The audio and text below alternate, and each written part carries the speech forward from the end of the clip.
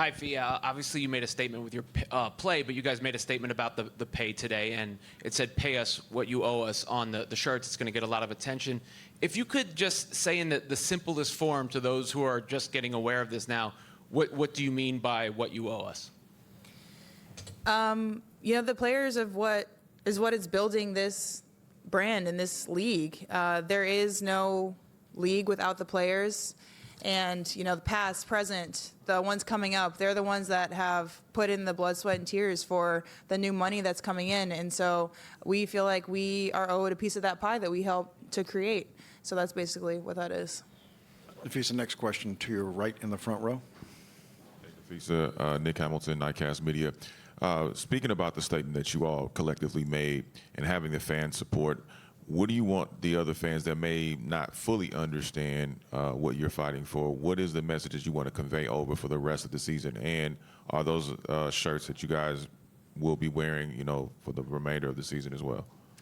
I guess I would want people to understand that basically we get a very tiny percentage of all the money that's made through the WNBA, which obviously is through our entertainment, the entertainment we provide. And so we want a fair and reasonable percentage of that. Next two questions, Napheesa, right in the front row, Kendra and Alexa. Hi, Napheesa. The other day on Thursday, you were talking about how much the CBA negotiations weigh on you when you're away from the court. So I was just curious, how much have you been thinking about Thursday's meeting, since it happened, and can you take us a little bit inside the team or the players meeting that you guys had today and the discussion that led to the decision to make these T-shirts? I feel like I haven't been able to forget it. Like, people won't let us, which is amazing. Just the awareness that we've raised this weekend, you guys asking these questions, the fans doing that chant, that was gave me chills. And so the fact that we've kept this so present and so in the conversation, it's definitely, of course, never left my mind because of that. And, this could possibly be a CBA 7 years. You never know how much longer you have to play. And so obviously I'm taking this really seriously for myself, but also for the future generations. We are setting up the next CBA. You always have to think about that as well. And so the decisions that are made here affect a lot of people. And so, of course, we're taking it really seriously. Next question, right side. Fee.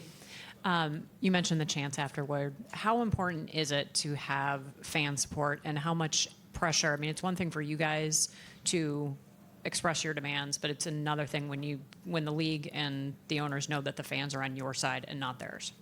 Yeah, it's huge to have the fans backing us. I think it means everything, just that they support us so fully.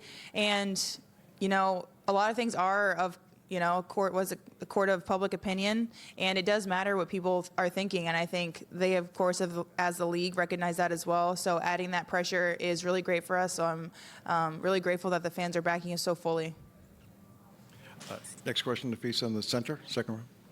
Hey, Fee. From the CBA meeting the other day to tonight, when you're out and about seeing fans, had there been any mention from them or any conversation from them about the CBA conversation and about pay? Not really. I feel like I see them really fast. It's like an autograph or a picture. So I haven't really talked to them about the CBA. It's more been online.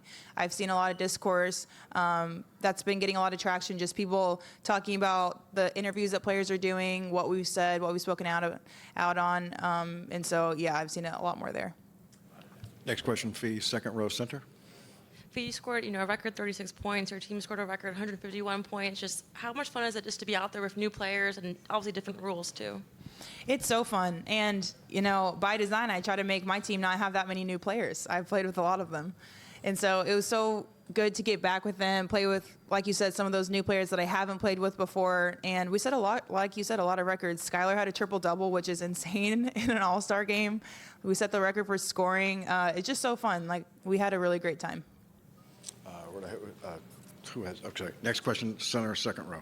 Hi, Fee. Howard Mandel with the Next. So, obviously, the decision to put public pressure on the league here is something we've seen a lot of this weekend.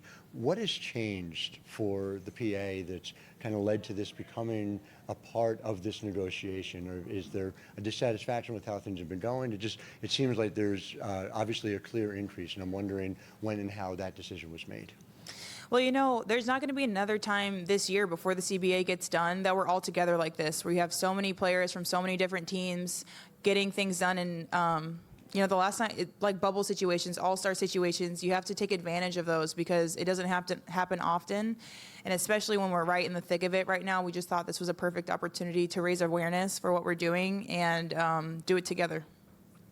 Everybody, this will be our last question as we have the additional player interviews. This will be our last question as we have the additional player interviews waiting. Napheesa, first row center. Hey, Fee, it's Megan Hall with USA Today. Wanted to ask you, it might be hard to encapsulate an entire weekend, but do you have a favorite moment from this weekend? Ooh. Not a favorite moment, but Sudbuds has been the highlight of, I think, everybody's weekend. Napheesa, thank you. Thank you.